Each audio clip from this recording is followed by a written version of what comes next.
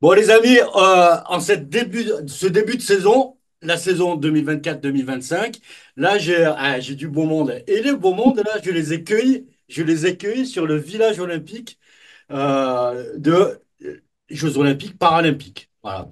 Donc, on a cette petite séquence-là. Tous les quatre, là, on a Marie-Christine Cachou, présidente de la commission running. Yannick Formal, qui là, va nous filer un coup de main de façon spécifique sur les challenges que vous avez retrouvés comme animateur l'année dernière. Mais aujourd'hui, on est en train de travailler sur le choix des courses et on a travaillé sur l'aspect sportif. Vous allez voir, il y aura plein de surprises.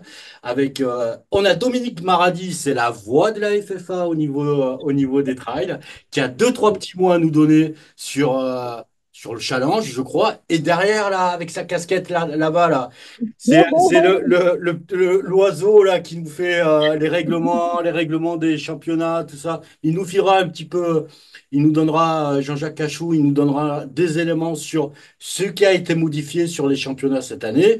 Et ben là, je vais passer la parole parce qu'on va faire vite, hein. Je suis sûr qu'ils ont plein de boulot à faire là-dessus. Vous n'êtes pas en vacances, hein. Vous êtes bien en train de travailler sur les Jeux Olympiques, hein, j'imagine. Bien évidemment en train de. On va passer le micro là à Marie-Christine Cachot qui va. Je pense que tu as deux, trois petits mots à nous donner sur les championnats cette année. Marie, Eh à bien, toi. bonjour, ben, on vous parle du village para-olympique. Donc, vous pouvez admirer les beaux immeubles tout décorés. Sur un petit peu voir. Voilà, c'est magnifique, c'est très beau et il y a une très belle ambiance à l'intérieur de ce village. C'est extraordinaire ce qu'on vit là. Bon, une Et fois tous nous, les 100 ans. nous vivons, sur le marathon, donc c'est pour ça que nous venons d'arriver au village paralympique.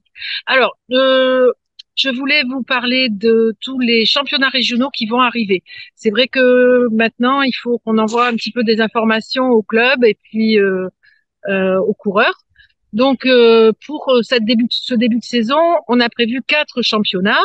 Le premier, ça va être le championnat régional de semi-marathon qui va se passer à Saint-Maximin et il va se passer le 29 septembre.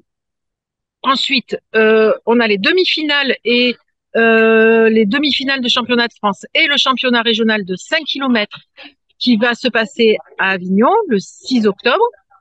Et puis, on va continuer par le championnat régional de 10 kilomètres avec Aix-en-Foulée et ça sera le 20 octobre. Et ensuite, championnat régional de trail court sur le Roquefort Trail le 2 novembre, qui est un trail un petit peu nocturne.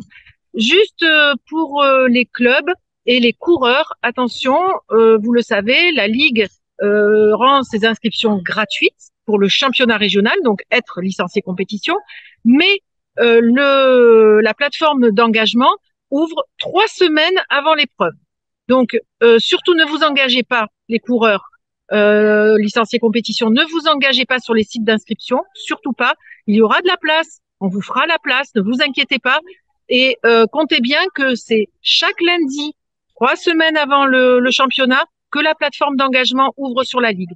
Et vous aurez toutes les informations. Yves, je te fais confiance pour mettre toutes ces informations en ligne. Bon, Voilà. des beaux rendez-vous en perspective. En tous les cas, cette année, on a pris un peu d'avance. Il y aura les quatre championnats en début de saison là. Donc préparez-vous, les amis. Ça va être des beaux événements. Yannick, tu nous donnes un petit mot sur les challenges là et sur quoi tu es en train de travailler? Oui, alors on a commencé un petit peu là, à travailler sur le challenge route et trail pour la saison 2024-2025. Donc on a un petit peu élaboré le calendrier des courses. Alors c'est relativement facile pour la route parce qu'on s'est appuyé sur toutes les courses labellisées qui pouvaient exister sur la ligue, donc sur toute la saison.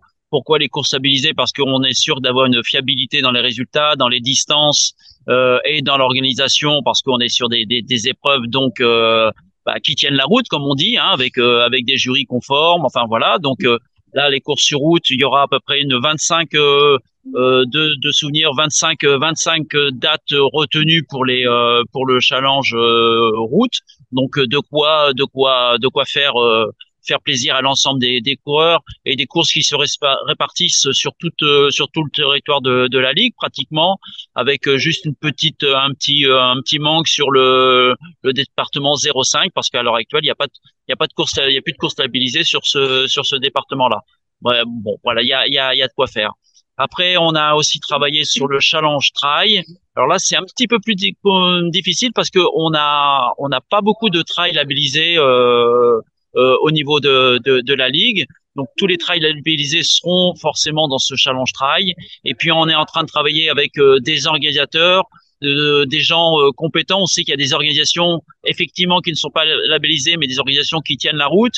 Et puis on a un correspondant entre autres privilégié pour les départements 04, 05, c'est Patrick Michel, qui est bon bien connu dans ces départements-là, qui va nous aider à trouver des organisateurs pour les 04, 05 pour en fait étoffer notre calendrier trail pour avoir au moins pratiquement 14 à 15 dates sur le trail. Donc voilà, on va avoir normalement une offre qui devrait permettre à tous les trailers de ne pas être forcément de traverser complètement la ligue pour aller récupérer les points sur les différentes compétitions.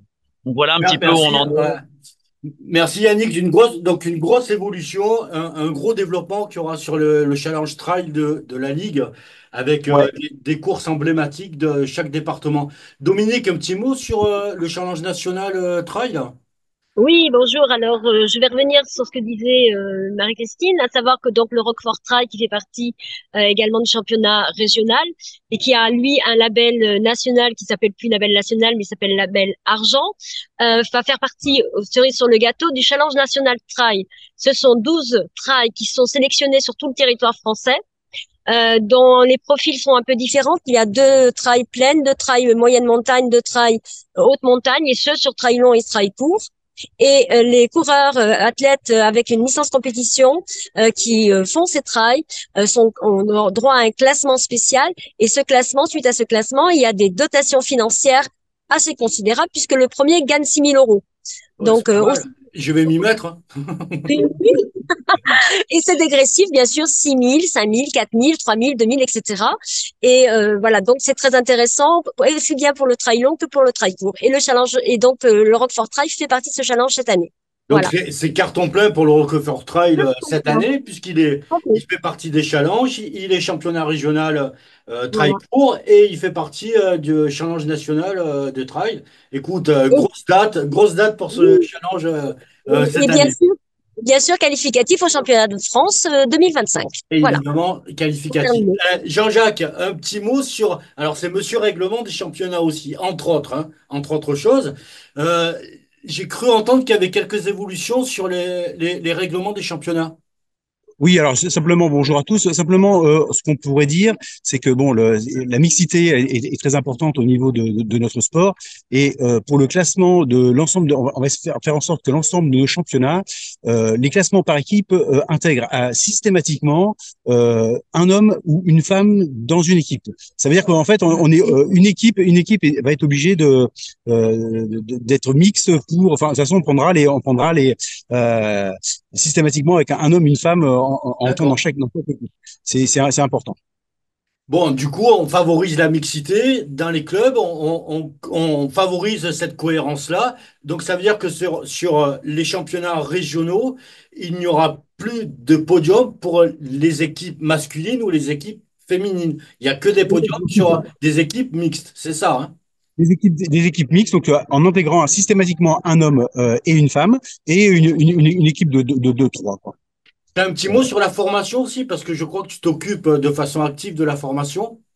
Ouais, la saison redémarre et on a commencé à faire quelques mesurages et on se déplace un petit peu en allant voir des organisateurs et du coup on relance de manière systématique les demandes auprès de ces organisateurs et on a des candidats déjà qui pointent leur nez donc 2024-2025 on va relancer des formations de jury principalement chronométreurs, starters et juges aux arrivées et du coup merci à ceux qui pourraient être intéressés de faire remonter ces informations via la commission régionale de running pour que on puisse quantifier les formations et les formations à venir. C'est important que notre ligue continue à évoluer. Parfait. Bon, écoutez, merci de nous avoir accordé votre disponibilité, cette disponibilité-là où vous êtes à travailler de façon très intense sur les Jeux Olympiques. Et ce qui est important de souligner, et sous le soleil parisien quand même, hein. Et en plus, sous le soleil parisien, donc franchement, vous avez beaucoup de chance. Profitez-en bien parce que ça arrive pas tous les jours. Et représentez bien notre ligue et je suis sûr que vous allez tous briller là-dessus. Bonne compétition à tous. Merci beaucoup et à très vite les enfants. À très vite. Ciao, ciao. Bye. Bye.